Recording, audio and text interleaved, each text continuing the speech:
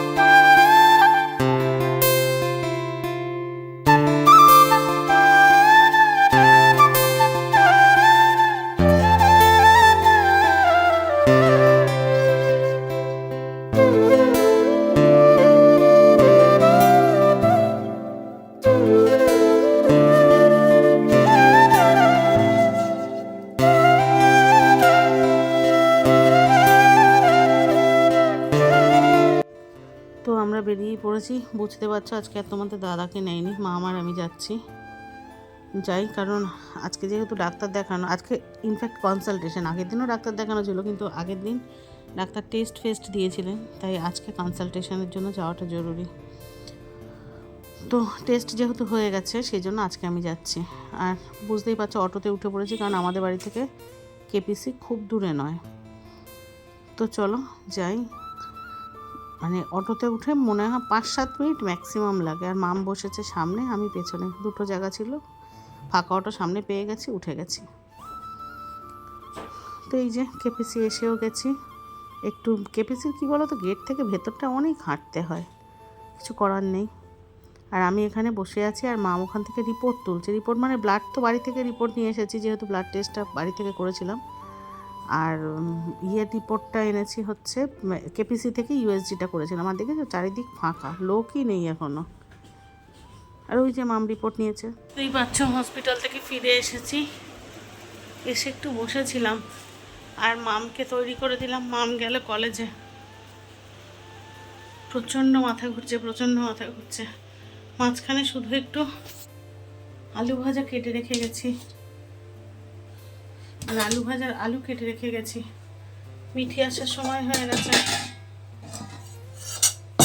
কি বললো না বললো ডাক্তার, তোমাদের তো রাস্তায় দেখালাম, কিছু বলা হয়নি, এবারে সব বলবো।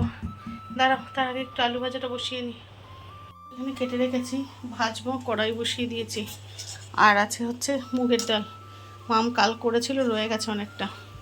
তো দুপুরে জানো তোমাদের দাদা বাড়ি থাকে না, দুপুরে ডাল আর আলু ভাজা, এই আমাদের খাবার। ভালো লাগছে না, মন টন ভালো নেই। তোমাদের বলবো সব কিছু, আমি একটুখানি করে নিই, কারণ মিঠি স্কুল থেকে আসবে তো। মেয়েটা 5:30টায় বেরিয়েছে, এসে তো খিদে, না সরি 5:30টায় উঠেছে, 6:10 বেরিয়েছে, তো এসে তো খিদে পাবে বলো। ওই জন্য আগে একটু রান্নাটা চাপিয়ে নিই, তারপরে বলছি। আর আমার খুব মাথা ঘুরছে, খুব, আমার মনে হচ্ছে আমি দাঁড়িয়ে থাকতে পারবো না, এত কষ্ট হচ্ছে। বসেই বলবো, আলু ভাজাটা চাপিয়ে নিই, তারপরে বলছি।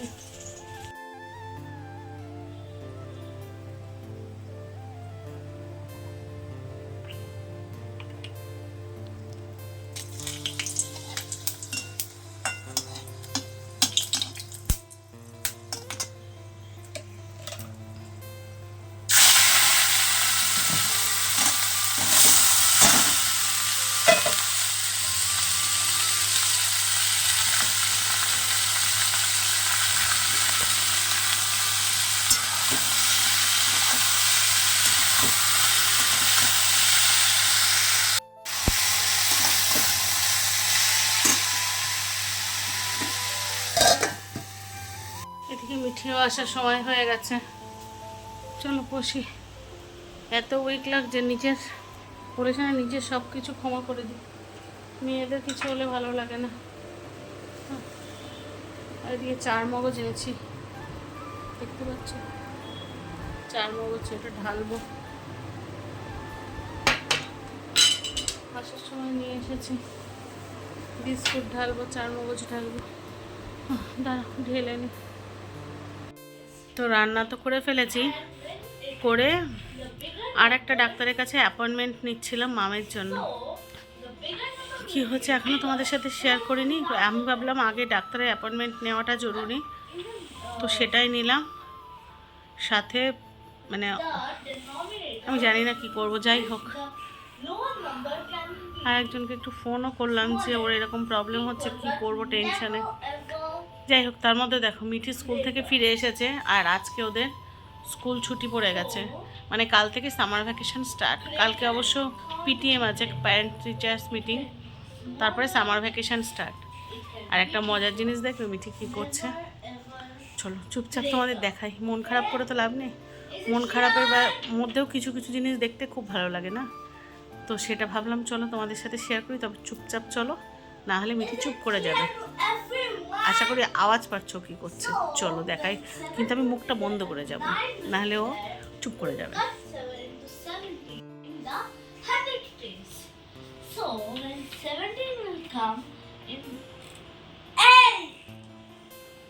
কি হচ্ছে এটা, কি হচ্ছে? তো তো সামার ভ্যাকেশন পড়ে গেছে, ও টিচার হয়ে গেছে। তুই টিচার কি করছিস, কি কি কি ম্যাথস করছিস? বদমাস। চিন্তা করো, সর দেখি কি করেছিস, পুরো দরজাটাকে দেখো। ওর স্কুলের ব্ল্যাকবোর্ড ভাবছে এটাকে। ওই দেখাবে না।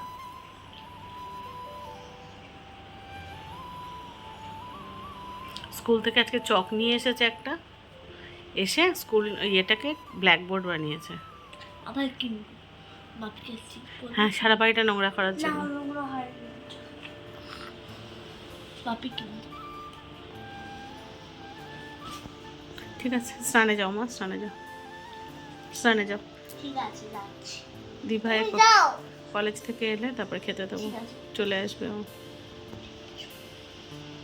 মাম গেছে কলেজে, আর রান্না করে এই যে বসে আছি।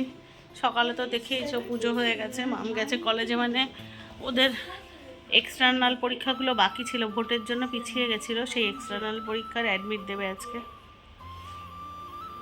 অ্যাডমিট না রেজিস্ট্রেশন, যাই হোক কিছু একটা পেপারস দেবে, সেটাও আনতে গেছে। চলো তোমাদের সাথে শেয়ার করি মামের অ্যাকচুয়ালি কী হয়েছে। ভালো লাগছে না কিছু। তো কিছু একটু এপাশ ওপাশ রিপোর্ট ব্লাডেরও এসেছে, সেগুলো ঠিক আছে, মানে মেডিসিনে রিকভার করা যাবে। একটু আধটু মানে প্রবলেম, ছোটোখাটো প্রবলেম এসেছে, খুব বেশি প্রবলেম এসছে এটাও ঠিক নয়। ব্লাডের রিপোর্টে একটু এপাশ ওপাশ প্রবলেম এসছে, খুব একটা সমস্যা নয়। যেমন সবচেয়ে বড় কথা ওর যারা গ্লুকোজটা কী বলে, গ্লুকোজটাকে কী বলে, সুগার সাংঘাতিক কম ব্লাডে।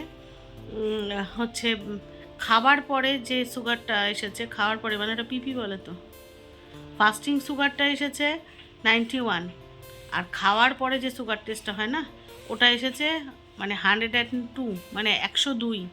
তাহলে বোঝো এত বড় একটা মেয়ে, মানে ও একদমই নিজের যত্ন করে না, খাওয়া দাওয়া করে না।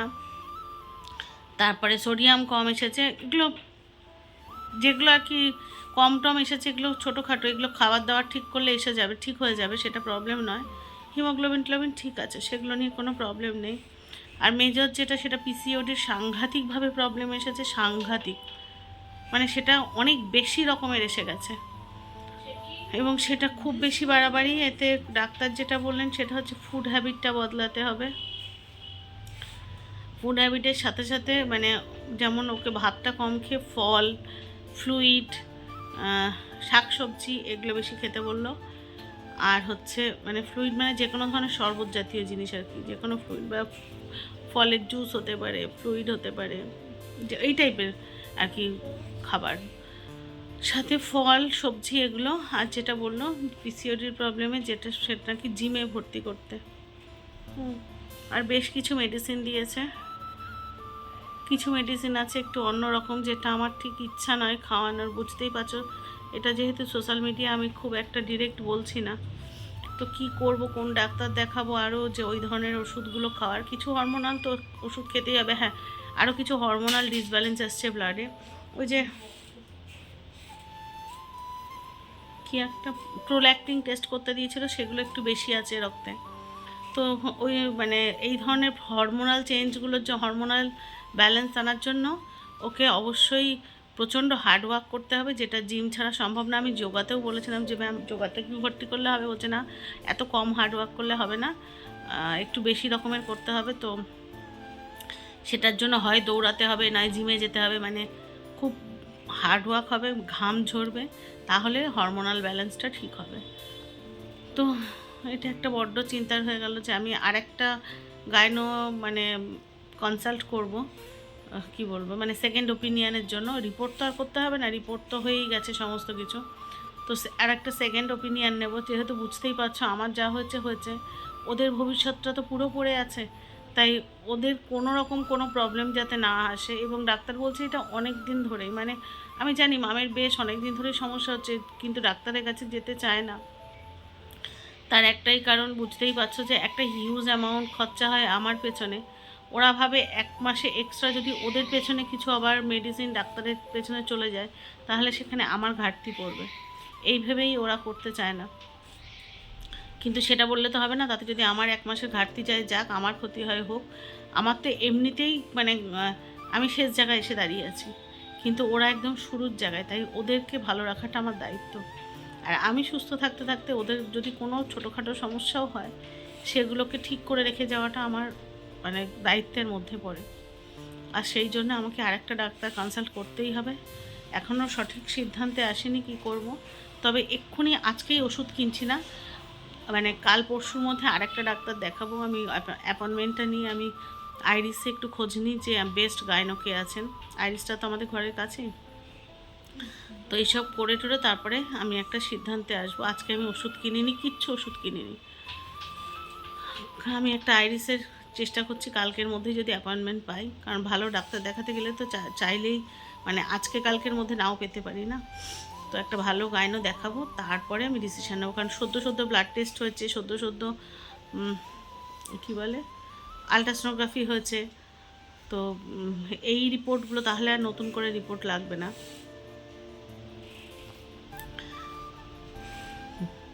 তো ভাবলাম চলো আগে দেখিয়ে নিই, তারপরে কি সিদ্ধান্ত আসছে না আসছে। ওষুধ তো খেতেই হবে, এটা নিয়ে কোনো সন্দেহ নেই। তবে কোন ডাক্তারের ওষুধ খাচ্ছি, কি খাচ্ছি না খাচ্ছি, সেটা সবই তোমাদের সাথে শেয়ার করবো। শুধু আমাকে একটু সময় দাও, আমি সব কিছু জানাবো। আস্তে আস্তে তোমাদের দাদাকে ফোন করে বললাম, ও তো টেনশন করছিল, বলছিল আজকে যাবে, কিন্তু যেহেতু বুঝতেই পারছো গায়ে ওই জন্য আমি আর মানে আমার অসুবিধা হলো। আমাকে বলছিল তোমার গেলে মাথাটা ঘুরে যাবে, বাইরে বড্ড রোদ্দুর। বলছি না, এইসব ক্ষেত্রে মাকে যেতেই হয়। আগের দিন আমি যেতে পারিনি, আগের দিন তো তেমন কিছু না, ওর কাছে সিমটম শুনে টেস্ট লিখে দিয়েছেন, কিন্তু আজকে কনসাল্ট করার দিন ছিল যে অ্যাকচুয়ালি রিপোর্টে কী এসেছে না এসেছে, সেটার জন্য গেছি। তো শুনে তো এলাম। আর হচ্ছে তোমাদের দাদারও টেস্টের রিপোর্ট এসেছে, ওরও খুব বড় সমস্যা এসছে এমন কিছু না, বেশ কিছু ছোটোখাটো আইডেন, যেমন ধরো একটু ইউরিক অ্যাসিড হাইয়ের দিকে আছে, এরকম খুচখাচ কিছু আছে। দাঁড়াও, তোমাদের দাদা ফোন করছে, একটু কথা বলে নিই তারপরে আসছি। তো যেটা বলছিলাম, তোমাদের দাদা ফোন করেছিল কারণ সে টেনশন করছে ওপাশ থেকে। ওর ব্লাডের রিপোর্টগুলোও এসেছে, আর মা ওই যে কলেজ থেকে বলতে বলতে চলেও এসেছে। তো ওর হচ্ছে একটু ইউরিক অ্যাসিডটা একটু বেশির দিকে আছে। তোর বাবার, তোরটা বলে দিয়েছি। না না বলেছি তো, মানে তোমাদের দাদা, ওর না, মামের আবার না, এটা ভেবো না। তো ও কী বলে, ও তো ওর আবার একটা এলএফটি টেস্ট দিয়েছে মামের। আর হচ্ছে তোমাদের দাদার ইউরিক অ্যাসিডটা একটু বেশি আছে, কী বলে ক্যালসিয়ামটা একটু কম আছে, মানে ছোটোখাটো প্রবলেম আছে, খুব বড় না। আমি তো কোনোভাবেই রাজি করাতে পারছি না যে একটা জেনারেল ফিজিশিয়ান দেখাও, কারণ যেহেতু ঈশ্বরের আশীর্বাদে সব ঠিক আছে, ছোটোখাটো প্রবলেম সেগুলো একটা মেডিসিন বা জেনারেল ফিজিশিয়ান দেখানো দরকার। আমি জানি না, তোমাদেরকে এটা বলি, তোমরা কমেন্ট সেকশানে জানাও, তোমাদের দাদাকে রিকোয়েস্ট করো একটা, কারণ আমার বাচ্চাদের ভবিষ্যতের জন্য ওর ভালো থাকাটা অত্যন্ত জরুরি, এবং আমার অবশ্যই পাশাপাশি আমার টেক কেয়ার। তো তোমরা অন্তত কমেন্ট করে তোমাদের দাদাকে বলো যে যেন অবশ্যই একটা মেডিসিন বা জেনারেল ডাক্তার দেখায়। আমি তো জোর করে অশান্তি করে বলতে গেলেই টেস্টটা করিয়েছি, টেস্টটাও করাবে না। হ্যাঁ, আমি এক্ষুনি ফোন করে বলছিলাম, মামকেই বলেছি তোমাকে একটা জেনারেল দেখাবো, ধর আমার কিছু হয়নি, আমার লাগবে না, এটা হচ্ছে তার কথা। আর মাম তো কি আনলি ওটা দেখা, কোথা থেকে এনেছিস, সেখানে বসে বল, লোকে শুনলে অবাক হয়ে যাবে না? এটা হবে লোকে রাস্তা থেকে পেরে নিয়ে এসেছি। রাস্তার গাছ, রাস্তার পাশে থাকে না যে গাছগুলো, সেখান থেকেই দুটো ফুল আমরা পেরে এনেছি, আমরা দুজনে মিলে এমন ভাবে পেরেছি যে কুড়িগুলো যাতে ফোটে, এনে জলের মধ্যে দিয়ে রেখে দিয়েছি। জলের মধ্যে আর একটু জল দিতে হবে নাকি, নাকি না না ঠিক আছে, বেশি দিলে পচে যাবে। তো এটা আমরা এমন ভাবে রেখেছি যাতে কুড়িগুলো ফোটে, আজকে এগুলো থাকবে, পরের দিন এগুলো, পরেরগুলো ফুটবে। রাস্তার যে গাছগুলো আছে না, রাস্তার সেই গাছ থেকে আমরা দুটো ডাল এটাকে মা বলছে চাপা ফুল, আর আমি এটাকে জানি কাঠগোলাপ বলে, কোনটা ঠিক? আমরা ছোটবেলায় চাপা ফুল বলতাম, তাই আমি চাপা ফুল বলেছি। কি জানি কোনটা। কি মা, এইটা কিন্তু হয়ে গেছে, নেতিয়ে নেতিয়ে। হ্যাঁ পাতা, ঠিক আছে, পাতাগুলো ভালো লাগছে, আর ওই সাদার পাশে একটু লাল তো ভালো লাগছে। এটা কিন্তু করবি, আমাদের ছাদে যে করবিটা আছে গোলাপি, আর এটা সেটা গোলাপি, আর এটা দেখো একদম রক্ত করবি। তাহলে এই গাছ একটা কিনবো, বর্ষা পড়েছে, বললো একটা রক্ত করবি কিনতে হবে, কি সুন্দর লাগছে। আমার অনেক দিন থেকে একটা না কাঠ চাপা কেনার ইচ্ছা, কিন্তু ঠিক আছে আমি কাঠ চাপা জানি তাই বলেছি, কিন্তু বড় গাছ হবে তো ছাদে থাকবে না। না না এই ছাদের জন্য ছোট ছোট হয়, কিন্তু অনেক দাম, 400 450। চলো তুই কিনা দিবি? মামা এখন টিউশন পড়ায় তো, বড় লোক মানুষ, তো যাই হোক, মিঠিকে বললাম, মিঠি স্নানে যা, শুনছে না।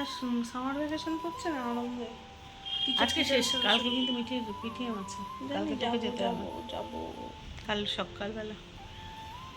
সবচেয়ে ভালো কি হয়েছে বলো তো, ডাক্তারটা জিজ্ঞাসা করছে যে সাথে কে এসছে, মা তো নাকি দিদি রাখো ভেতরে। হ্যাঁ, আমি না প্রথমে ঢুকতে দেয়নি, বলছে আপনি বাইরে দাঁড়ান, ও আসুক। আচ্ছা বাবা, আমাকে একটু, তারপরে না আমার মনে হলো যে উনি মনে হয় আমাকে মা বলে ভাবেনি, তারপর আমি সবে ভাবছি যে আমি গিয়ে বলি আমি ওর মা, আমি শুনবো না। তারপরে তো ও কি বলেছে যে বাইরে কে বসে আছে, মা নাকি দিদি ভেতরে ডাকো, মানে একদম লাস্টের দিকে ডেকেছে। হ্যাঁ, তখন আমি বললাম মা, তখন বলছে ও মা, তাহলে ভেতরে ডাকো। তারপরে কোন দিক থেকে তোমার দিদি লাগে গো মা, সবাই বল, হয়তো মাকে বেশি ইয়াং লাগে, আদারওয়াইজ আমাকে বেশি বুড়ো লাগে, যে কোনো একটা। তোমরা বলো কোনটা, মাকে বেশি ইয়াং লাগে না আমায় বেশি বুড়ো লাগে? এত আসতে বলছিস, কেউ শুনতে পাবে না। তার মানে সত্যি মানে বুড়ো হয়ে গেছে। এটাকে আবার আমাকে ভলিউম বাড়িয়ে তাই লোক সবাইকে তাহলে শোনাতে তোমারটা শুনে লোকের কান ফেটে যাবে। হ্যাঁ তখন আবার আমারটা শুনে কান ফেটে যাবে, ভলিউম বাড়িয়ে দিতে না হবে। আমি বললাম যে আম, তোমরা বলো যে মাকে বেশি ইয়াং লাগে নাকি আমাকে বেশি বুড়ো লাগে, কেন লোকে বলে এটা আমার দিদি, ওয়াই? না এখন মাই মনে হচ্ছে, এখন মনে হচ্ছে, তখন এখন খোপা টোপা কি এটা কি হয়ে গেল? তখন চুড়িদার পরেছিল তো, চুলটাও খোলা ছিল, মানে খোলা বলে ক্লিপ দেওয়া ছিল, আর আমার তো একটা খোপা অলওয়েজ। না তুই চুল মোটো খোপা করে যাসনি, ছেড়ে গেছিস। হ্যাঁ তারপরে গরম লাগছিল বলে গুটিয়ে নিয়েছি লাস্টে।